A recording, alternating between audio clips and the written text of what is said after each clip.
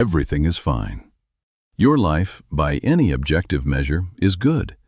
You have people who love you, you have work that pays the bills, maybe even work you care about. You have things to look forward to. Nobody looking at your life from the outside would see anything missing.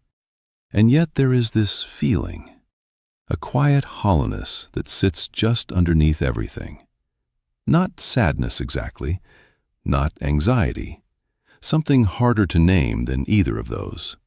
A flatness, a sense that things are happening around you and you are going through the motions of being present for them, but something essential is not quite there.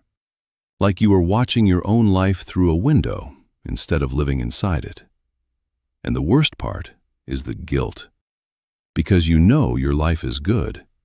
You know you have things other people are desperate for. And still, the emptiness, which makes you feel ungrateful on top of everything else. Today, I want to show you what is actually happening when you feel empty, despite having everything. Because this feeling is not ingratitude, it is not weakness, and it is not a mystery. It has a name, a cause, and a direction out. The feeling most people describe as emptiness is what psychologists call anhedonia, the reduced or absent ability to feel pleasure, meaning, or engagement from experiences that should, logically, produce those things. And I want to be clear about what anhedonia is and is not.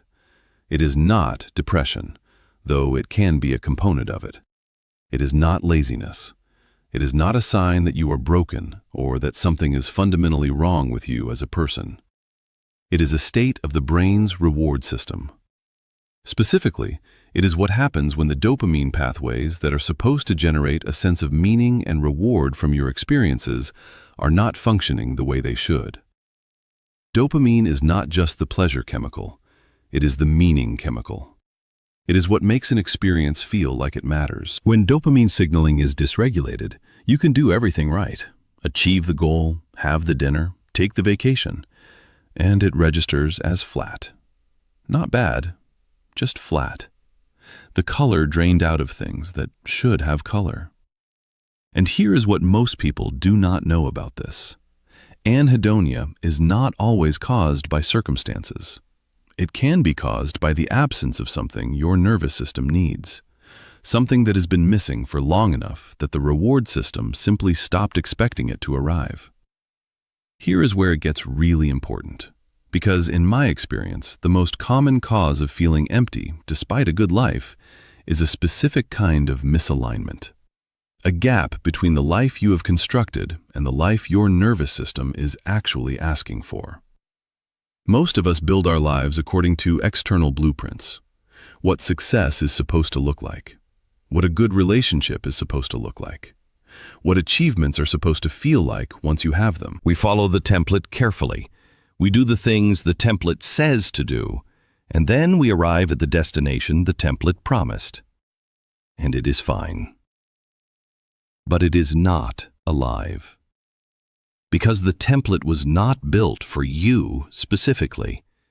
It was built for a generalized idea of a person. And you are not a generalized idea. You have specific things that make you come alive, specific kinds of work, specific kinds of connection, specific ways of spending time that make you feel like yourself, rather than like a person going through correctly sequenced motions. And when those specific things are absent, even a life full of objectively good things can feel hollow. Psychologist Martin Seligman, in his research on well-being, found that genuine flourishing requires more than the absence of problems and the presence of comfort. It requires engagement, the state of being absorbed in something that calls on your particular capacities. Meaning, the sense that what you are doing connects to something larger than yourself. And authentic, positive emotion, not performed contentment, but genuine feeling that arises naturally from being in your right life, rather than the right-looking life. When any of these are missing, Comfort and stability are not enough. The hollowness moves in and stays. There is another dimension to this that I think is the most honest explanation for a lot of people who carry this feeling.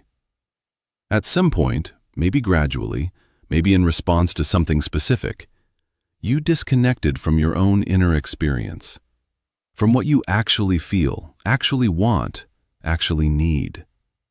This happens in many ways. Sometimes it is chronic stress or overwork that keeps you so focused on what needs to be done that there is never any space to feel what is actually happening inside.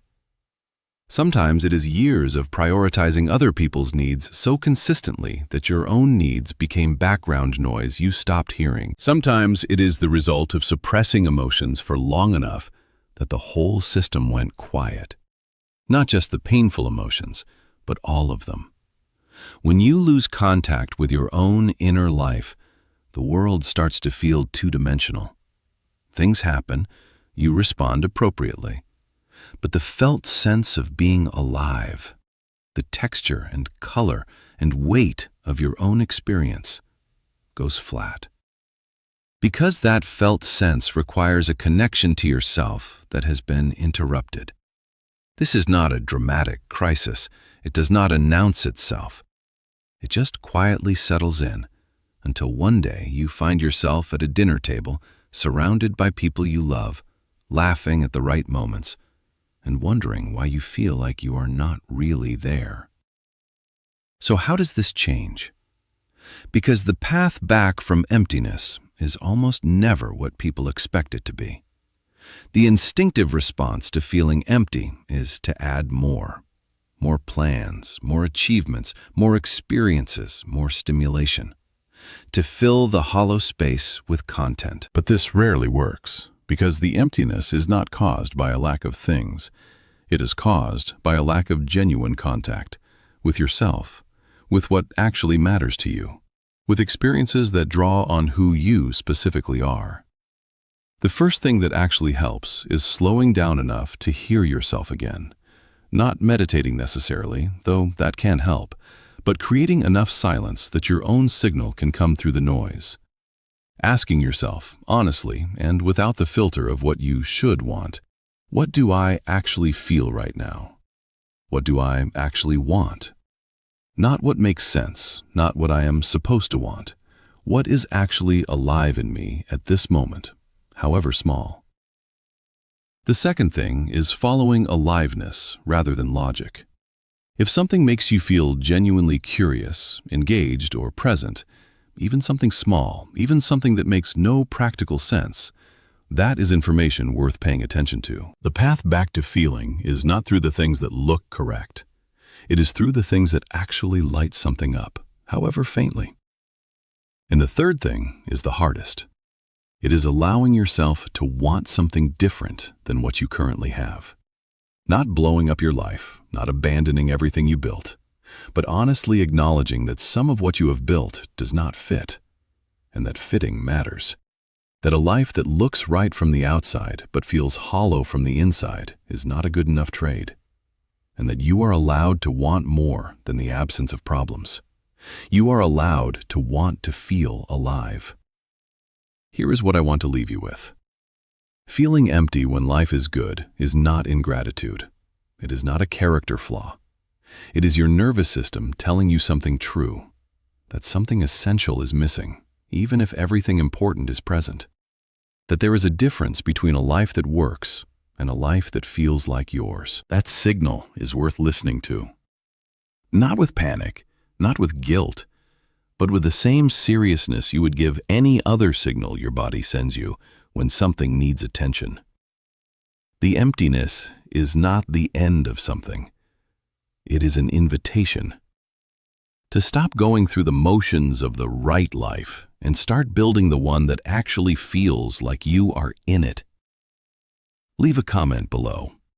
Have you ever felt this? Empty despite having everything? I want to hear from you. Thank you for watching. Subscribe if this resonated, and I will see you in the next one.